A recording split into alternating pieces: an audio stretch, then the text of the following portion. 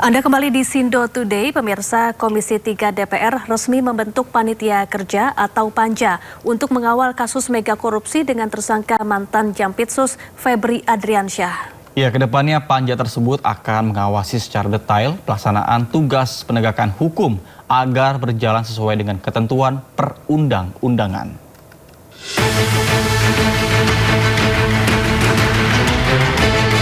Pembentukan Panitia Kerja atau Panja disampaikan oleh Ketua Komisi 3 DPR, Habibur Rahman, dan dihadiri oleh PLT Jampitsus Kejagung, Rudi Margono.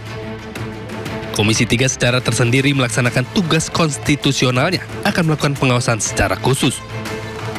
Habibur Rahman menegaskan, pengawasan akan dilakukan secara detail. Selain itu, ia menyampaikan penegakan hukum akan dijalankan juga dengan memastikan hak para tersangka. Tiga, Komisi 3 DPR RI terus berkomitmen memastikan fungsi pengawasan berjalan optimal agar kerjasama antar lembaga ini tetap kokoh dan berjalan di jalur yang benar. Dengan ini membentuk Panitia Kerja Pengawasan Penegakan Hukum terhadap penanganan perkara oleh Korps Tipikor, Polri, dan Kejaksaan Agung. 3 kasus yang menyeret mantan Jampitsus Febri Adriansyah, yakni dugaan mega korupsi batubara, Asabri, dan Krakatau Steel. Selain itu, polisi menyita sejumlah barang bukti dalam proses penggeledahan, terdiri dari emas batangan hingga valuta asing senilai miliaran rupiah. Tim Liputan Ainis melaporkan. Pemirsa, anggota DPR RI fraksi PDIP mengusulkan agar mantan Jampitsus Febri Adriansyah dijatuhi hukuman mati. Menurut PDIP, kasus yang menjerat aparat hukum adalah menjijikkan dan memalukan. Anggota Komisi 3 DPR fraksi PDIP, Nasyirul Falah Amru atau yang biasa disapa Gus Falah, mengatakan kasus dugaan korupsi yang menjerat mantan Jampitsus Kejaksaan Agung Febri Adriansyah memalukan dan melukai hati rakyat. Jika terbukti, ia meminta agar terduga pelaku dihukum seberat-beratnya seperti hukuman mati. Tindakan terduga pelaku juga dinilai menjijikkan karena merupakan aparat penegak hukum. Tentunya skandal dalam proses yang terjadi dan sudah ditetapkan tersangka ini adalah sesuatu yang sungguh sangat memalukan dan sungguh sangat mengecewakan hati nurani rakyat seluruh Indonesia. Oleh karena itu, saya meminta pelaku tersangka diadili yang seberat-beratnya. Kalau bisa dihukum mati. Karena apa? Karena ini menyangkut hajat hidup orang banyak. Bayangkan blackout PLN karena kasus batubara. Bayangkan soal Krakatau Steel, Asabri. Ini kan sangat sungguh menjijikkan. Apalagi dilakukan oleh aparat penegak hukum yang kita cintai ini. Saya sepakat dengan pimpinan mengusulkan untuk dibikin panja terkait kasus yang saat ini lagi kita dalami ini. Ya, tidak hanya fraksi PDIP, fraksi PAN di Komisi 3 DPR juga meminta agar mantan Jampitsus Febri Adriansyah dijatuhi hukuman mati. Saya dari fraksi PAN menyatakan sangat prihatin dengan kejadian beberapa hari ini, di mana sebetulnya yang seharusnya menegak hukum, yang seharusnya menegakkan korupsi, tetapi yang bersangkutan sendiri malah melakukan korupsi. Banyak sekali kasus-kasus yang sudah dijadikan ladang untuk mencari uang yang mungkin kita semua sudah tahu informasinya, seperti kasus Jarod Richard, kasus Asabri, kasus kawasan hutan. Itu banyak orang-orang yang berteriak karena menjadi korban pemerasan. Itu sangat mencederai perasaan masyarakat. Masyarakat sedang susah hidupnya, dia yang seharusnya memberantas korupsi, tetapi malah korupsi. Ini sangat memprihatinkan dan harus dihukum berat. Kalau perlu dihukum mati, apa yang seperti sampaikan Gus Falah tadi. Pemirsa, Ex-Menko Polhukam Mahfud MD apresiasi langkah Polri dan Kejagung dalam mengusut perkara dugaan korupsi. Ia pun mendukung kedua lembaga tersebut saling berlomba membongkar kasus korupsi.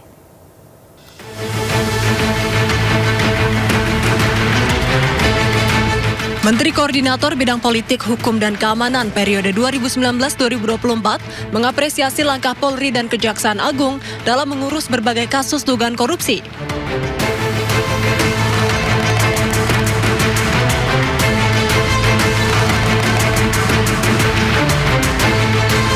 Melalui media sosialnya, Mahfud MD ucapkan selamat kepada Polri yang telah menjebol tembok penyembunyian harta-harta yang diduga hasil korupsi di sebuah kafe dan beberapa titik lainnya.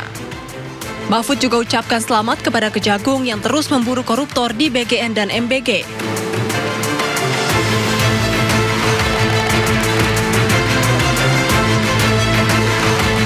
Mahfud pun mempersilahkan dua lembaga tersebut untuk saling bongkar korupsi, karena hal itu bagus untuk pemberantasan korupsi. Pemirsa, Bupati Sukoharjo Etik Suryani ditetapkan sebagai tersangka pemerasan oleh KPK. Ya, Etik diduga melakukan tindak pidana korupsi pemerasan di Pemkab Sukoharjo yang dimana mengikuti praktik suaminya.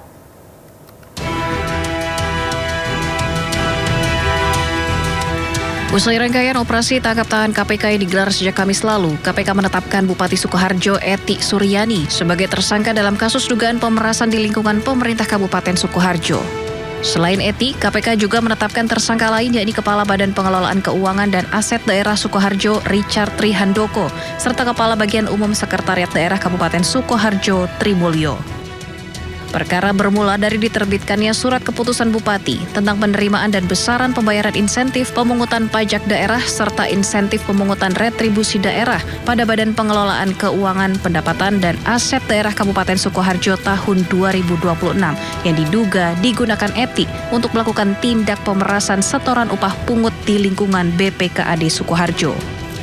Etik diduga mengumpulkan sekitar 40% dari insentif yang diterima sejumlah pegawai BPKAD. Permintaan tersebut ternyata melanjutkan praktik yang telah berlangsung pada masa kepemimpinan suaminya sendiri, Wardoyo Wijaya, saat menjabat sebagai bupati. Permintaan ETS ini diduga melanjutkan tradisi bupati sebelumnya. Nah, dari situ kita akan perdalam. Selama periode 2024-2026, total penerimaan ETS dari setoran rutin OPD yang dikumpulkan TRM sebesar 840 juta rupiah. Dengan rincian sebagai berikut, tahun 2024 245 juta rupiah, tahun 2025 350 juta rupiah, dan tahun 2026 245 juta rupiah. Maksudnya sampai dengan bulan ini ya.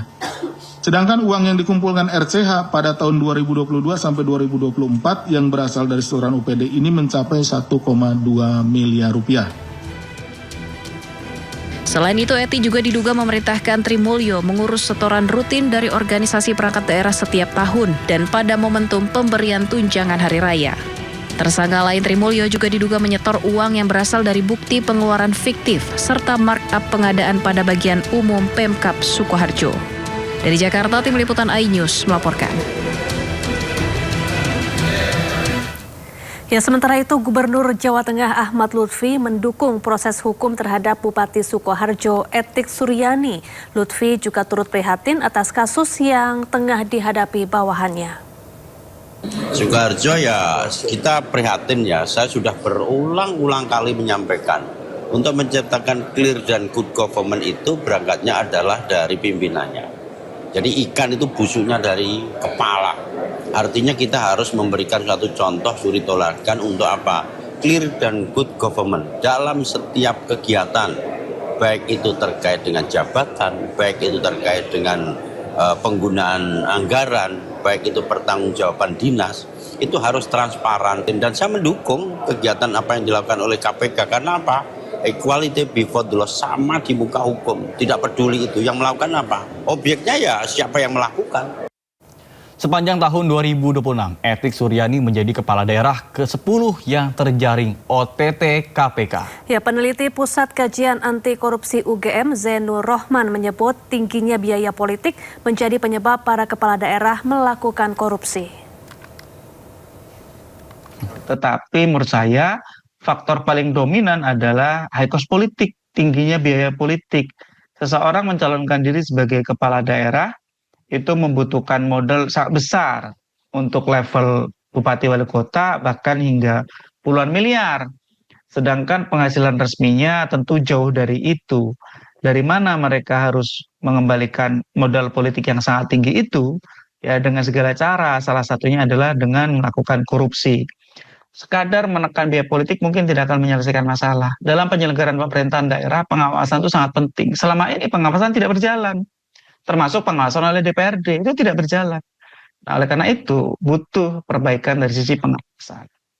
Jampitsus tidak ada keterkaitan dalam bisnis yang telah diberitakan di medsos seperti di Cipete. Ya, sebelumnya Bupati Sukoharjo Etik Suryani terjaring dalam operasi tangkap tangan yang dilakukan Komisi Pemberantasan Korupsi. Etik diduga terlibat dalam kasus pemerasan terhadap perangkat daerah di wilayah yang dipimpinnya.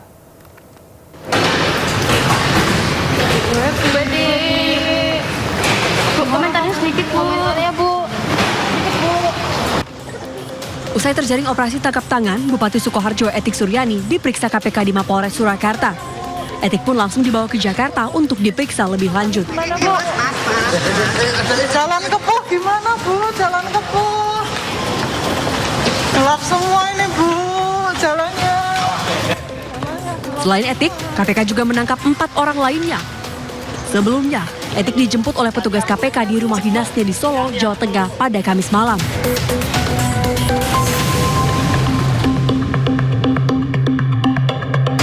Saat dikonfirmasi, juru bicara KPK Budi Prasetyo mengatakan penangkapan ini terkait kasus dugaan pemerasan. Etik diduga memeras perangkat daerah di wilayah yang dipimpinnya. Etik Suryani menjabat sebagai Bupati Sukoharjo sejak tahun 2021. Etik terpilih lagi pada tahun 2025 lalu. Pada periode keduanya, Etik berpasangan dengan Wakil Bupati Eko Sabto Purnomo yang diusung oleh Partai PDI Perjuangan. Dari Solo, Jawa Tengah, Septiantoro, iNews melaporkan.